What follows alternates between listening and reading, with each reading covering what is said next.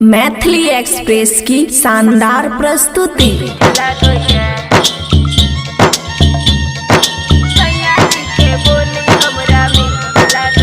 माया recording studio Rajanpur. सासू जी के बोले बड़ी तीत लगैया, सासू जी के बोले बड़ी तीत लगैया, सैया जी के बोले हमरा मीठ लगैया, सैया जी के बोले हमरा मीठ लगैया, ननदी नोटिनिया बड़ी ढीठ लगैया, ननदी नोटिनिया बड़ी ढीठ लगैया, सैया जी के बोली हमरा मीठ लगैया, सैया जी के बोली हमरा मीठ लगैया, मीठ लगैया।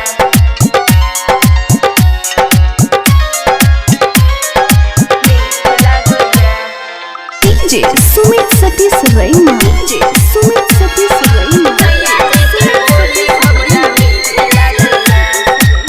सैया के मुँह देखी रहै छी सासुर, देखै ले चाहै ना हमरा भैंसुर,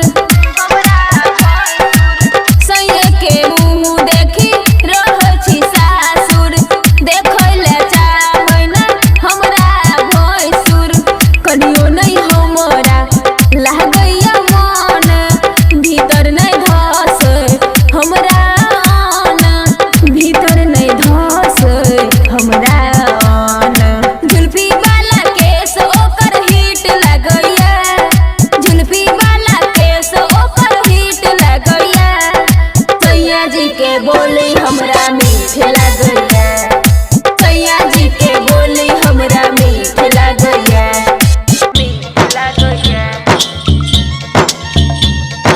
सैया जी के बोली हमरा मीठ लगैया। माया रिकॉर्डिंग स्टूडियो राजनपुर। बबुआ राहुल सखी प्यार बड़ी कर, हर घड़ी हमरे चिंता कर,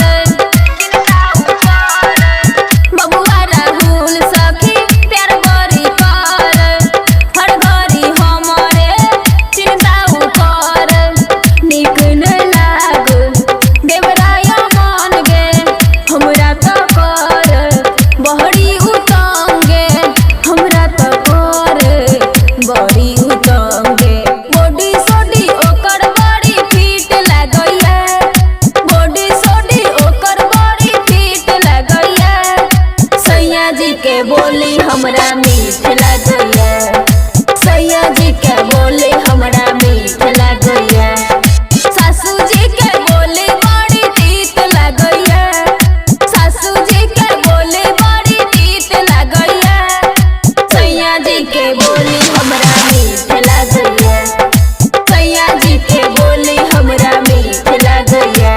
माया रिकॉर्डिंग स्टूडियो राजनपुर।